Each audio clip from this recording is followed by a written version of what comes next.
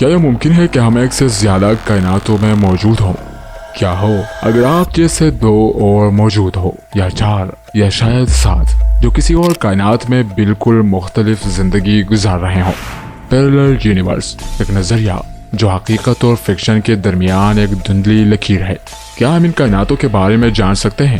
کیا سائنس کے پاس اس کا کوئی ثبوت موجود ہے، یا یہ ہمیشہ کے لیے ایک معمہ ہی رہے گا؟ قرآن و حدیث اس بارے میں کیا کہتے ہیں؟ آج کا یہ سفر آپ کی سوچ کو بدل کر رکھ دے گا۔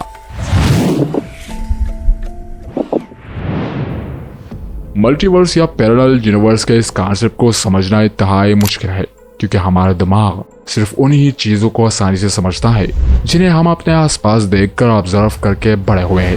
لیکن کائنات کی وسعتوں تک پہنچنے کی جستجو میں مصروف انسان آج تک نظام کائنات کے بارے میں طرح طرح کے مفروضے قائم کرتا اور وقت کے ساتھ ساتھ انہیں تبدیل کرتا آیا ہے۔ کائنات ایک ہی ہے یا بہت سی کائنات ہے؟ اگر سائنسی نقطہ نظر سے دیکھیں تو پیرلل یونیورس ملٹی ورس کا ایک پارٹ ہے۔ یہ دونوں کانسیپٹ تھیوریٹیکل ہے، ان کو ابھی تک سائنٹیفکلی پروو نہیں کیا گیا۔ اس کو ثابت کرنے کے لیے کئی کوششیں بھی جاری ہیں اور کئی ایکسپیریمنٹس ہمیں لاجیکلی اس کے لیے قائل بھی کرتے ہیں، لیکن سائنٹیفکلی اسے ثابت کرنا بھی ممکن نہیں۔ مارول کی سائنس فکشن فلم کی وجہ سے اس کانسیپٹ کو آج کے ٹائم میں کافی ہائپ ملی ہے۔ مثال کے طور پر ڈاکٹر اسٹرینج، ایونجر، سین لوکی سیریز اور 2024 میں ریلیز ہونے والی ہالی would science fiction film the parallel, یہ سارے کے سارے فلمز اسی سائنٹیفک تھیوریٹیکل کانسیپٹ پر بیس ہیں۔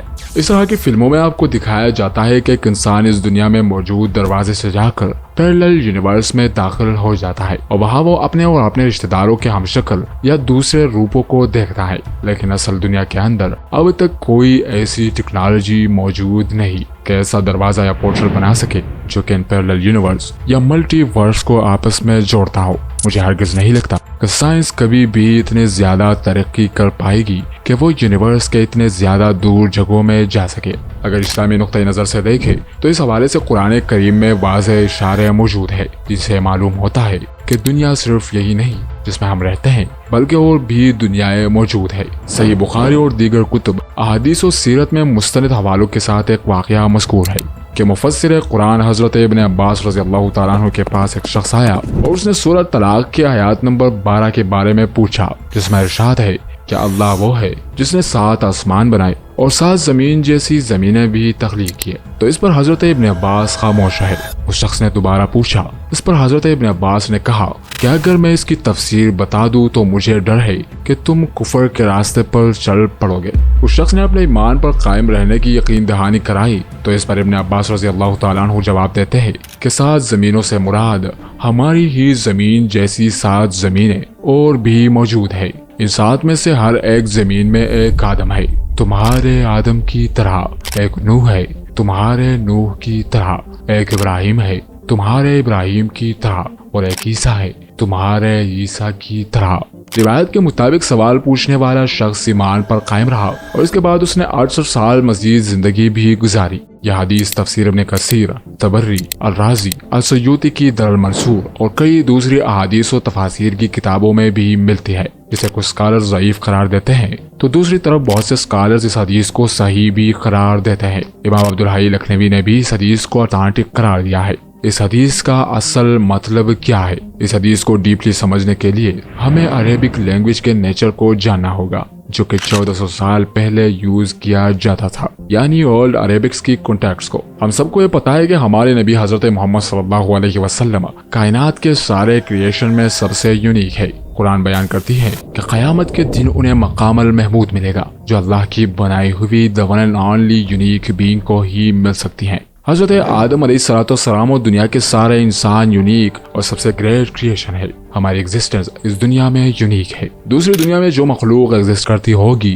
اس کی ایگزسٹنس کی نیچر ہماری جیسی نہیں ہے۔ مثال کے طور پر جنات جو ہمارے ساتھ ہی رہتے ہیں لیکن الگ ڈائمینشنز میں، جو کہ ہماری دنیا کی فزیکل ایگزسٹنس سے الگ ہے، ہم انہیں دیکھ نہیں سکتے۔ ہماری روح کی تخلیق زیادہ بہتر ہے فرشتوں یا کائنات کی کسی بھی کریشن سے، کیونکہ ہماری روح میں یہ صلاحیت ہے کہ ہم اللہ کو اللہ کے دوسرے تخلیقات سے زیادہ بہتر جان سکتے ہیں۔ تو اس حدیث کا اصل مطلب یہ ہے کہ ہماری دنیا میں جتنے بھی نبی گزر چکے ہیں ان نبیوں کی طرح سیم رول پلے کرنے والے لوگ دوسری دنیا میں ان کی قوموں کی طرف بھیجے گئے۔ جیسے ابراہیم علیہ السلام خلیل اللہ تھے، دوسری دنیا میں بھی کوئی خلیل اللہ ہوگا۔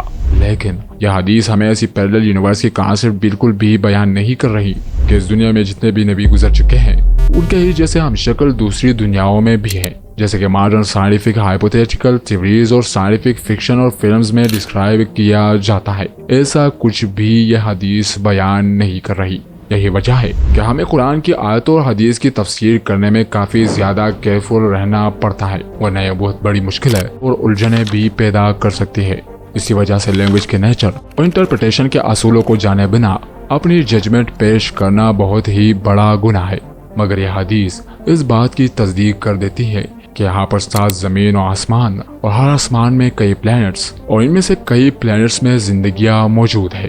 جو سوال آج سے 1400 سال پہلے حضرت ابن عباس سے قرآن کی ایک آیت کی تفسیر کے بابت پوچھا گیا تھا، آج سائنسدان اس کا جواب سائنسی طریقے سے دریافت کرنے کے لیے سر جوڑ کر بیٹھے ہیں۔